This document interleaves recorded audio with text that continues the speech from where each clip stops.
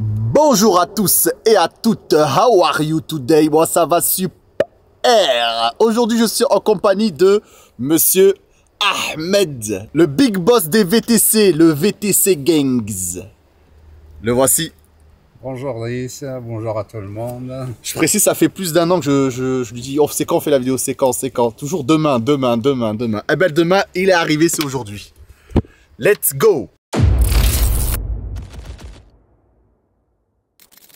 Écoute, c'est pas ce que je voulais pas, mais bon. S'il voulait pas, dis-moi. Disons que dans son métier, il faut être un peu discret. Beaucoup discret. Et lui, il n'a pas envie qu'on le reconnaisse à l'aéroport. Il m'a dit, j'ai pas envie de faire de vidéo avec toi. Ouais, bon. Mais toi, t'es baba du VTC. T'as beaucoup de choses à nous apprendre. T'as plein de techniques et plein de... T'as tout à nous apprendre. Oui, à force. Et des conseils à prendre. Oui, à force de faire ce travail, tu as accumulé quand même de l'expérience. Mais dans mon tempérament, moi j'aime bien partager mes expériences avec tout le monde. Et les secrets aussi. Et le secret, quelques-uns, pas tous, parce que autrement ça va se retourner contre toi. Mais à ceux que j'aime beaucoup, bien sûr, le secret, je leur donne volontiers, bien sûr. Voilà. Ouais, c'est vrai. À chaque fois, il donne des bons conseils. Et tu es bien placé, enfin, tu es bien placé pour le savoir. C'est vrai. Voilà. Mais... De toute façon, ça ne coûte rien de donner un bon conseil à un collègue. Parce que c'est Dieu qui donne. C'est Dieu qui donne après tout. Et c'est Dieu aussi qui nous enseigne aussi de partager les belles choses. Les mauvaises choses, il faut les éviter. Mais les vrais amis, ils les partagent également. Je suis un vrai ami alors. Disons que pour le moment, il faudrait 2 ans, 3 ans d'expérience. Mais des ans, ça là pour le voir, voilà. Ouais. Moi, bon, là, on va expliquer la situation. On est en mise à dispo. C'est pour ça qu'on est dans le van, on passe le temps. Donc, on s'est dit pourquoi pas faire une petite vidéo en attendant. Et nous sommes payés à l'heure. Donc, la mise à dispo, pour les gens qui savent pas ce que c'est en fait une mission où le client ne te paye pas pour aller d'un point A à un point B, mais plutôt il te paye à l'heure. Tu restes 1 heure, 2 heures, 3 heures, 5 heures, 10 heures. Et des fois, c'est même un forfait. On peut dire combien ou pas? Ou c'est confidentiel? Non, il ne faut jamais donner les chiffres parce que ça attise les rentaises et les... Ouais, voilà, ça va empêcher certains de dormir. Non, moi, sur ma chaîne, je dis tous les... Mais t'as pas envie, on dit pas. On va faire comme les grands PDG avec les cols blancs. C'est 2 choses qu'on ne dit pas. Voilà. Faut pas parler de chiffres, ok. Bon, jamais parler d'argent, par expérience. Pourtant, ça reste anonyme parce qu'on ne dit pas de nom, on ne dit rien. Non, justement. D'abord, il ne faut jamais donner les noms des clients. Ah, ça, c'est sûr, ça. Les missions, oui, ce sont des missions basiques. Hein. Mettre à la disposition le chauffeur et le véhicule à sa disposition et à sa demande, on l'amène. Soit il a choisi l'itinéraire, soit il a choisi un endroit bien précis. Soit il lui propose, parce que vu qu'on connaît... Tu deviens guide touristique. Disons, oui, on a quand même une expérience pour proposer certains itinéraires touristiques très importants de notre région. C'est d'ailleurs notre rôle de faire connaître la région à des gens qui ne la connaissent pas. Voilà. Ouais. C'est ça qui m'a amené au départ, ça qui est avec quelque chose de plus, de communiquer avec les gens qui viennent du monde entier. Et ça, Mais du coup, c'est plus trop un métier de VTC. Le VTC, en général, c'est d'un point. Tu prends un client à l'aéroport, tu le déposes quelque part. Là, ça devient un autre métier, du coup. Oui, ben, on évolue même dans ce métier. On évolue. D'abord, tout le monde commence par travailler avec des applications. Et selon sa volonté de progresser ou pas, donc on choisit pendant ce temps-là la voie qu'on veut, soit devenir un VTC qui travaille uniquement avec les applications, c'est le choix de chacun, soit d'évoluer, d'avoir une autre clientèle, haut de gamme, en devenant chauffeur privé. Voilà, vraiment c'est le nom qu'on recherche et le but aussi. Voilà. Chauffeur de grande remise. De grande remise, quoique la grande remise d'antan on n'est pas là, mais on se rapproche. Voilà.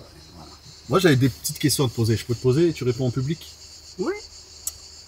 Pourquoi tu t'es mis dans le VTC? Tu peux dire un peu avant qu'est-ce que tu faisais vite fait en résumé, bref. Et pourquoi tu t'es mis dans le VTC? Mon expérience professionnelle était dans le domaine de la décoration intérieure, par des enduits anciens, en particulier la chaux. Donc j'ai fait toute ma carrière dans ce domaine-là, avec plusieurs comment dire, acheminement de décoration de manière à satisfaire la clientèle de haut de gamme. Et j'ai arrêté par question, ça va aux jeunes parce qu'il n'y a pas la relève en fait derrière. Il n'y a pas de relève. Il n'y avait pas de relève, ouais, malheureusement. Donc je ne pouvais pas faire ça toute ma vie, donc j'ai arrêté en devenant commerçant par la suite. Commerçant bien, avec un endroit pas sédentaire, mais après j'ai évolué en étant commerçant non sédentaire. Ça m'a beaucoup aidé aussi dans l'approche avec l'argent, parce que on voit l'argent autrement quand on est dans un milieu un petit peu des gens avec un moyen un peu limité, voilà. Et par la suite, tu gagnais bien ta vie ou pas? J'ai toujours gagné bien ma vie. Grâce à Dieu. Grâce à Dieu, bien sûr. Quelqu'un qui est décédé dans sa vie, il gagnera toujours sa vie. Quelqu'un qui est décidé. Qui est vraiment décidé à... Déterminé aussi. Déterminé aussi, décidé aussi de maintenir un train de vie, à faire vivre sa famille, et il trouvera toujours des solutions.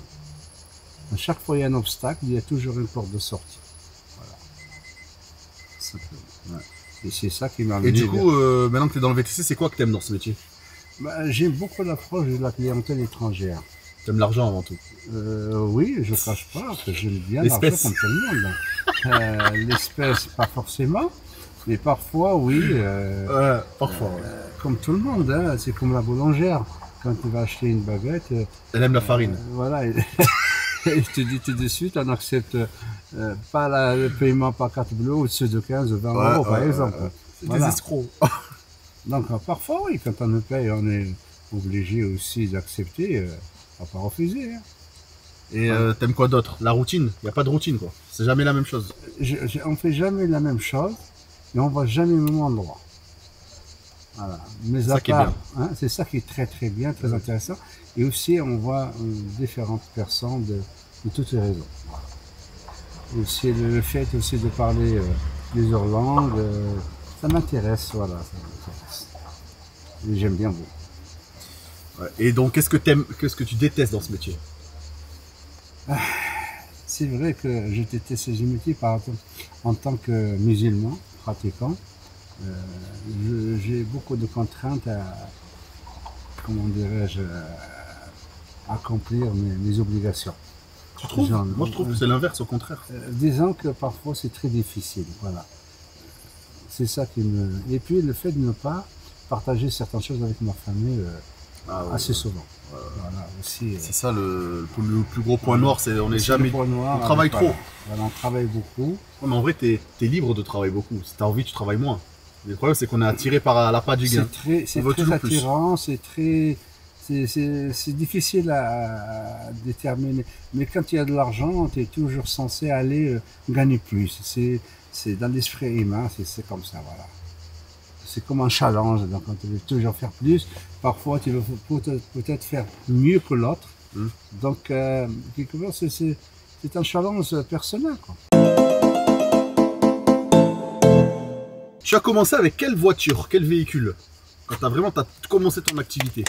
Alors moi, quand j'ai commencé par un beau véhicule, un Mercedes. Dès le départ, je suis parti avec un Mercedes. Classe E? Classe E. Tu avais les moyens? Disons que j'ai préparé, je ne suis pas parti à l'improviste, j'ai préparé...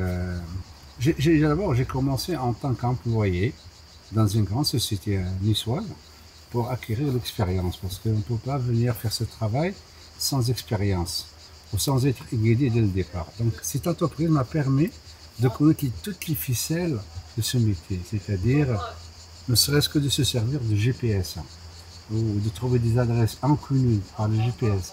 Ouais, il y a tellement de choses. Ou alors, entre certaines courses, savoir un petit peu calculer le temps d'approche d'un avion, le temps de présence à l'arrivée de la clientèle, la prise en charge.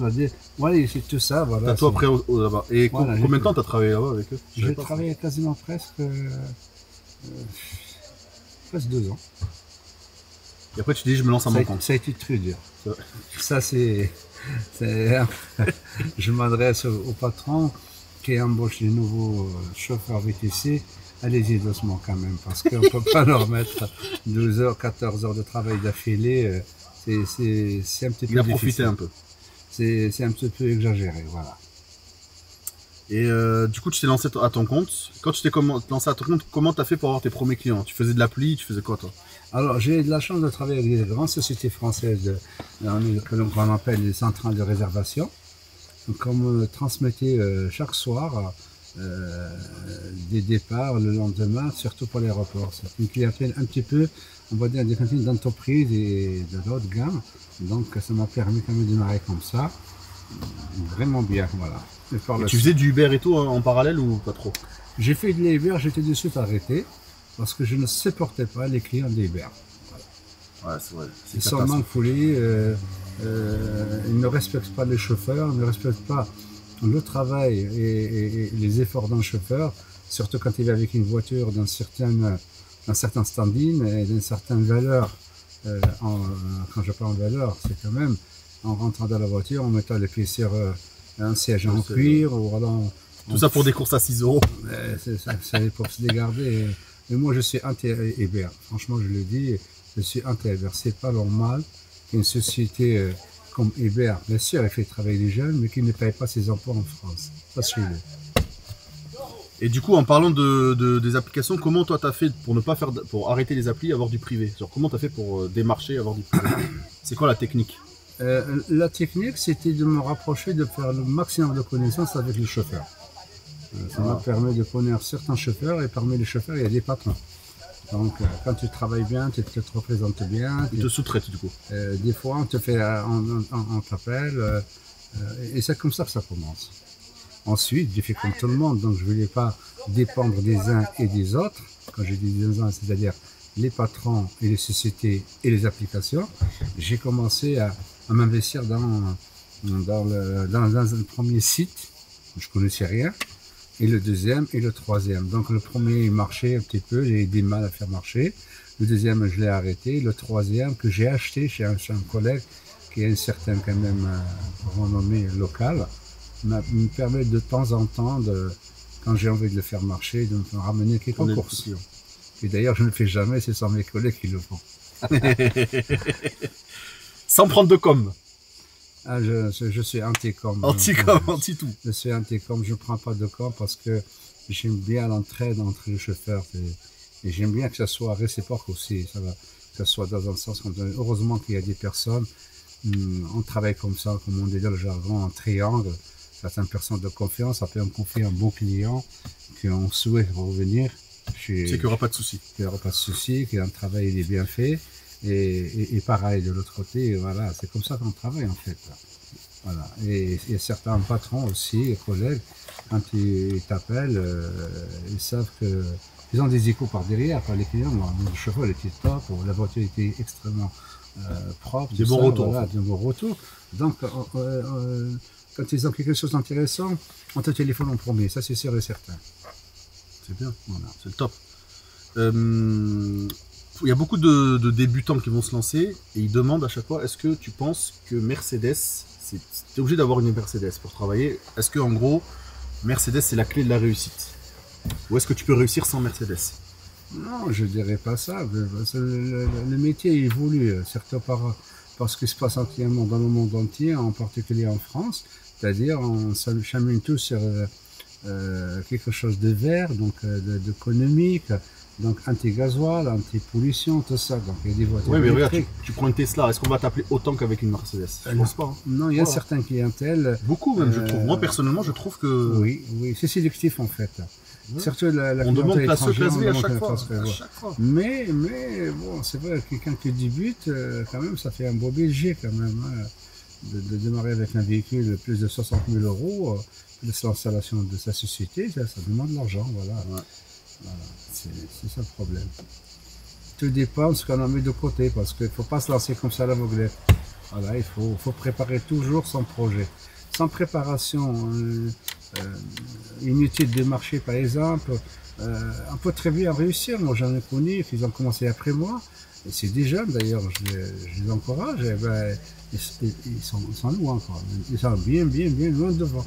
Moi, Moi, ça me satisfait ce que je fais, ça me satisfait. Pas de prise J'ai de pas tête. envie de Travailler un peu. grandir, non, non, pas du tout.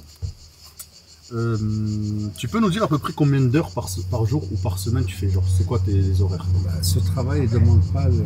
Tu dois pas compter tes On ne heures. peut pas compter les heures. On peut Tu très peux nous bien- donner une moyenne à peu près? une moyenne.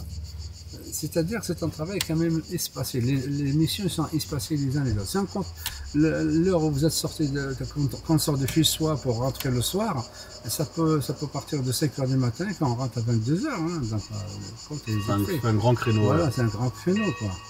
Te dépenser la descente des missions, il y a des missions qui te prennent 6 heures aller-retour. Donc déjà, c'est... Est-ce qu'en moyenne tu fais 12 heures par jour, 7 sur 7? Ah oui, c'est en Facile, moyenne facile. 12-13 heures par jour, facile. Facile.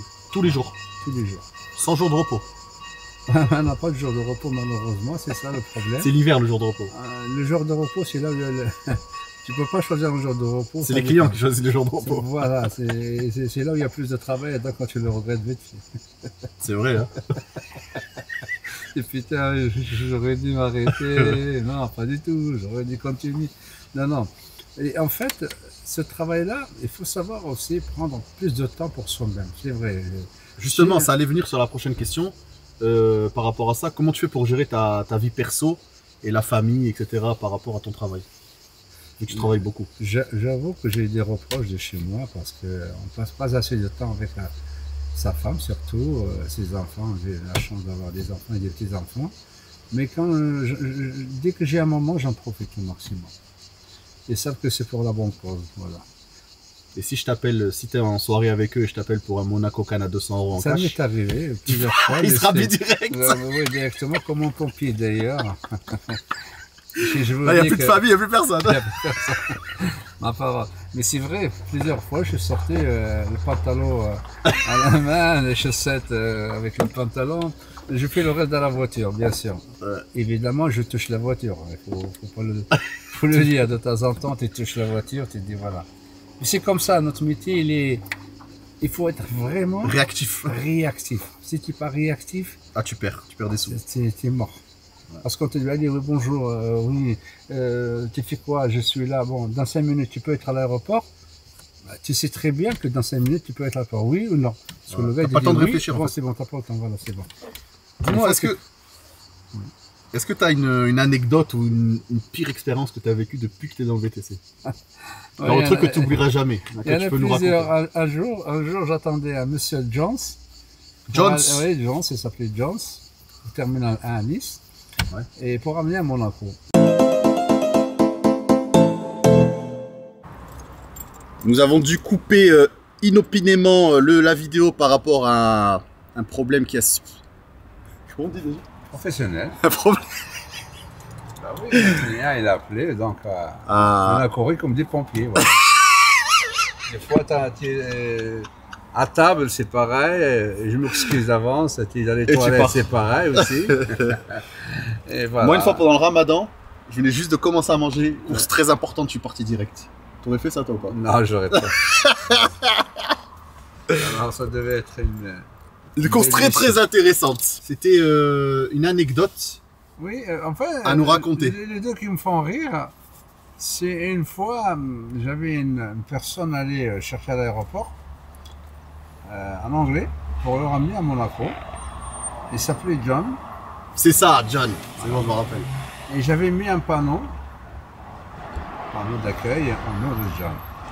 Et il arrive un monsieur d'un certain âge, cinquantaine à peu près.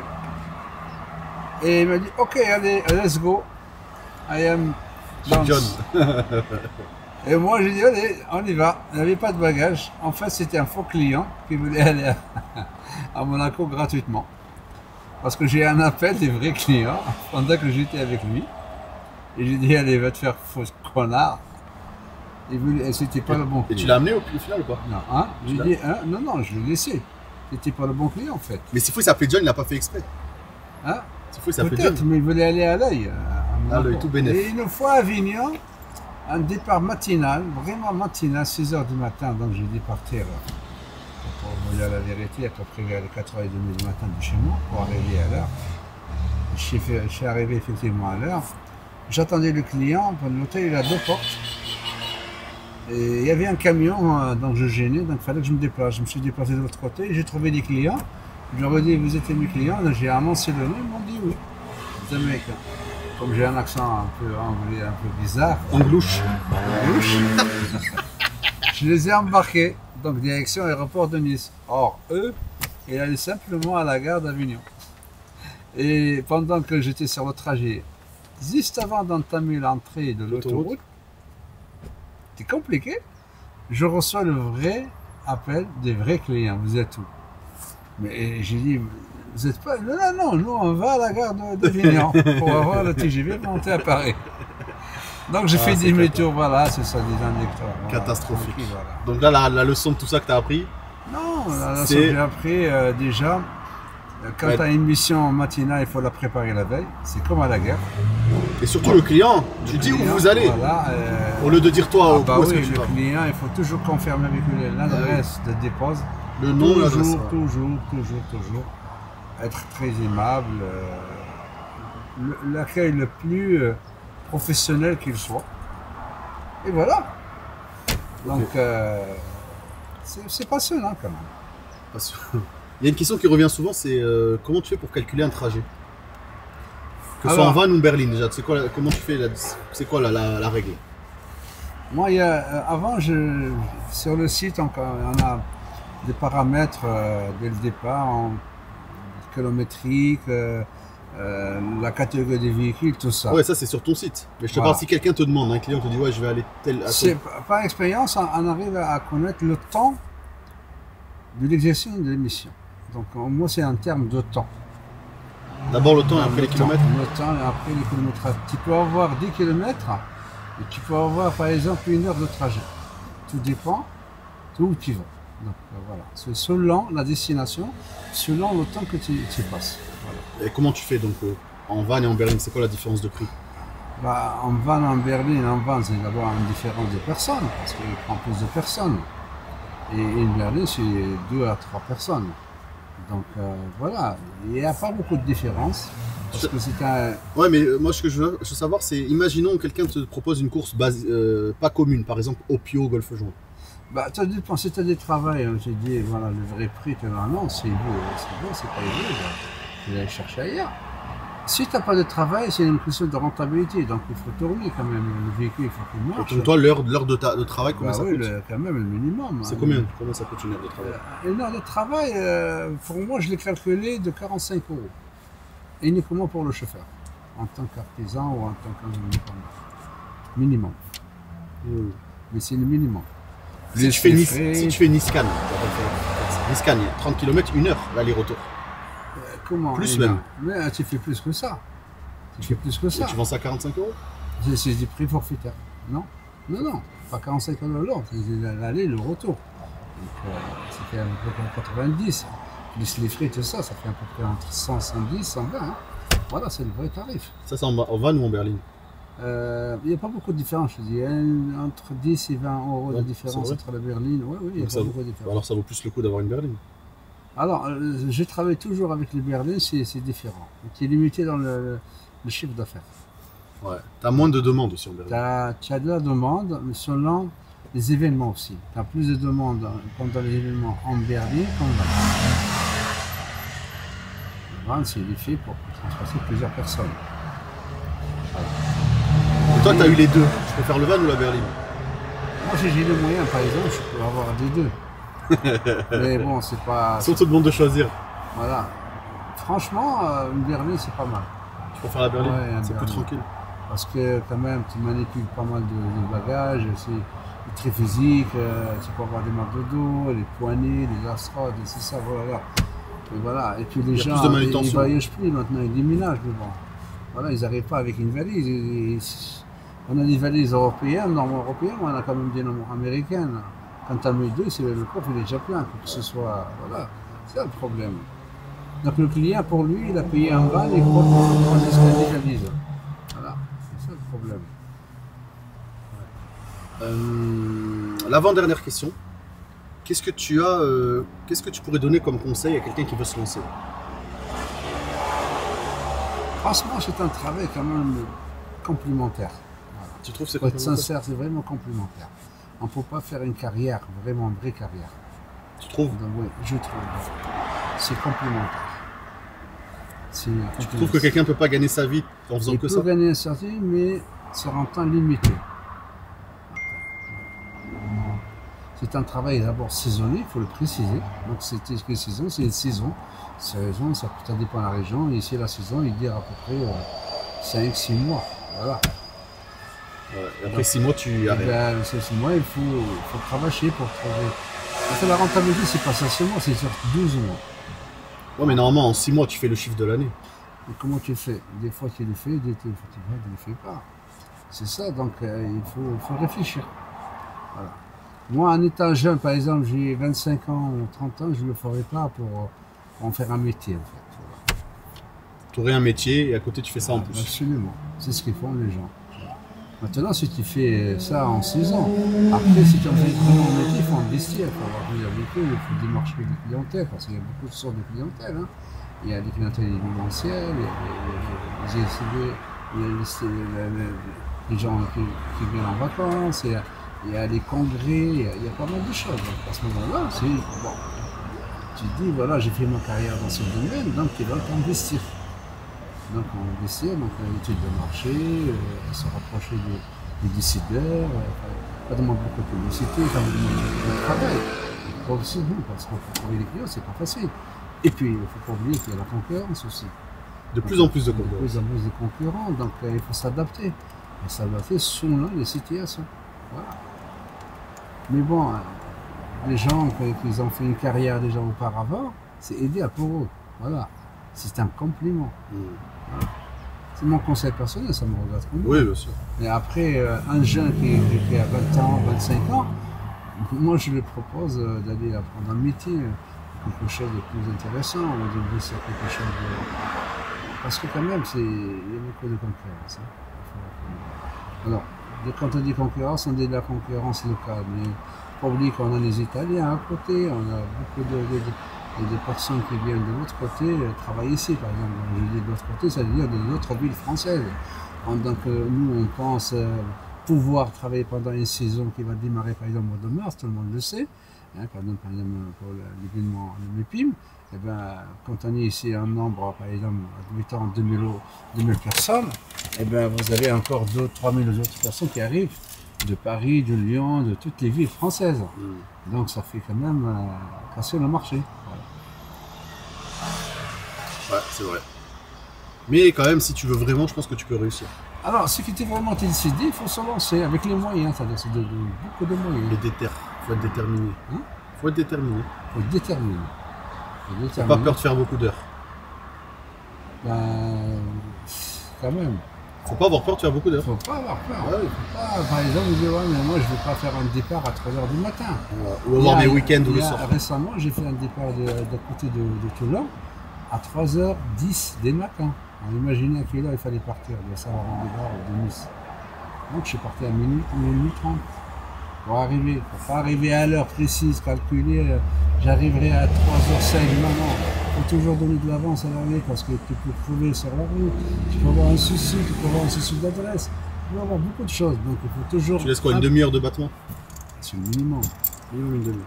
C'est vrai, maintenant avec le trafic qu'il y a, une courte distance, ça te prend plus de temps que d'aller à Marseille, par exemple. Ouais, c'est vrai.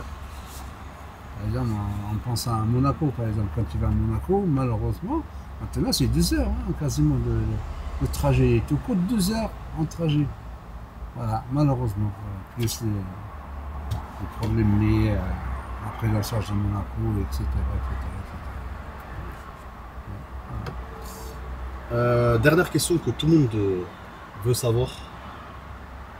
Combien, tu peux donner une fourchette, hein, combien tu gagnes par mois? Alors, c'est la question que je pose à tout le monde. Alors, les gens, pour différencier un peu. Les gens, ils confondent entre un chiffre d'affaires et un bénéfice. Est-ce que tu as dans la poche? Moi, personnellement, je travaille toute l'année, je ne prends rien du tout. Ma société, elle marche comme ça. C'est à la fin de l'année, quand je fais mes comptes, quand je fais mon bilan, c'est à ce moment-là que je vois si j'ai gagné de l'argent ou pas. Et quand tu regardes après, tu ne gagnes pas assez d'argent. Par rapport à ce que tu fais. À ce que tu fais. Parce que quand tu peux donner une fourchette ou pas? Oui, soit de chiffre d'affaires, soit de bénéfices. On peut s'estimer qu'on fait par exemple entre, allez, net entre 2000 et 2005 net. Entre 2000 et 2005 par mois. Par mois. C'est par mois, je dis annuel. Hein. Ouais. Et ça fait combien en chiffre d'affaires? Ben, ça fait un chiffre d'affaires. En moyenne par ça mois. ne veut rien dire, le chiffre d'affaires c'est autre chose, le bénéfice c'est autre chose. Ça dépend des dépenses, les frais que tu as. Mais ton cas à toi, en moyenne, le chiffre d'affaires Par mois. Je te dis, moi j'ai investi en temps et en heure. Donc pendant des années, tout ce que je gagnais, je le mettais de côté pour investir dans l'achat de véhicules. Je déteste les crédits. Je ne veux pas dépendre des maisons de crédit ou de ma banque. Voilà. À la limite, prendre un crédit, rouler sur 12 mois ou 3 mois, le temps de travailler, le rembourser par anticipation, plutôt que d'avoir une échéance de 1500, 2000 euros par mois, et vu l'activité, donc ça t'oblige un petit peu de... Moi, j'ai pas envie de galérer tout le temps, travailler n'importe quelle heure pour faire rentrer de l'argent, pour payer mes échéances, que ce soit avec la banque, que ce soit avec les impôts, parce qu'il faut être correct. Il faut être à jour. Et pour être à jour, ton salaire, il faut le mettre de côté. C'est pas la priorité, le salaire. C'est pas la priorité. Il faut que l'entreprise gagne de l'argent, il faut qu'il travaille bien, il faut qu'il paye ses impôts, il faut qu'il paye ses charges, qu'il paye tout ce qui est affecté à la mise en marche de ta société, y compris les frais de la voiture, les autoroutes, en sachant. Tu peux faire un gros chiffre d'affaires, mais tu peux avoir des revenus, des charges très élevées, comme on a eu récemment, par exemple le carburant, par exemple. Le carburant, il nous a bouffé un budget exceptionnel. Et là, ça recommence. On a remarqué que ça recommence depuis un mois, ça recommence, ça monte. Et sans oublier l'autoroute, nous on travaille beaucoup avec l'utilisation des péages. Donc les péages, ils augmentent chaque fois, donc ça augmente les frais. Donc ta marge, il diminue à chaque fois. Ouais, plus ça monte, plus toi, ça diminue. Voilà. Ouais, bah c'est cool. Donc tu dis que tu as à peu après, près... c'est un camp personnel, après chacun sa manière. Oui, bien sûr. Il y en a qui travaillent, qui déclarent, nous on déclare tout ce qu'on gagne, tout est clair. Voilà. Et je conseille tout le monde à être clair vis-à-vis de tout le monde, avec les fils, avec tout le monde. Voilà. Ouais, c'est vrai. Sinon, le contrôle fiscal, c'est vite arrivé. C'est pas une question de contrôle, parce que c'est tout à fait logique. Tout à fait logique que tu donnes de l'argent, que tu payes tes charges. Tu as le comptable, tu as... Je parle quand tu es seul, mais quand tu es un salarié, c'est autre chose. Il faut assurer le salaire, les charges des salariés, etc., etc. Donc ça demande beaucoup d'investissement, beaucoup d'argent. Hein? C'est vrai. Bonne chance à tout le monde. Hein? Bon ben, merci beaucoup Baba Ahmed pour cette petite interview qui a duré quand même plus de 30 minutes. Hein. 30 minutes, plus 35 minutes. Ah non, que ça fait vraiment un moment que je disais, ouais, mais écoute, ça sert à rien. J'ai pas grand chose à raconter, mais chacun son histoire. Hein. Ouais. Chacun son histoire. Moi, la mienne, il est simple. Moi, je m'attends, franchement, c'est un métier très intéressant dans la mesure où tu découvres des choses chaque jour. Voilà. Pour faire fortune, c'est pas là, il faut chercher ailleurs. Voilà. Tu peux gagner, mais tu peux pas faire fortune. Tu peux gagner ta vie aisément pendant un certain temps limité, mais pas tout le temps. Voilà. Ok. Et attention, la vie familiale, c'est très important. C'est pas fait pour quelqu'un qui vit avec une jeune femme, tout ça, ou les petits-enfants, parce qu'il faut passer du temps avec eux. Mais j'en connais qui comment dirais-je, réservent une journée, au moins une journée de la semaine pour les enfants. Oui, j'en connais pas mal, heureusement. C'est ce qu'il faut faire, ce qu'il faudrait faire. Voilà, au revoir. Au revoir. Allez, au revoir. Merci d'avoir regardé la vidéo et je vous dis à tutti frutti pour de nouvelles aventures. Peace. Ça va faire.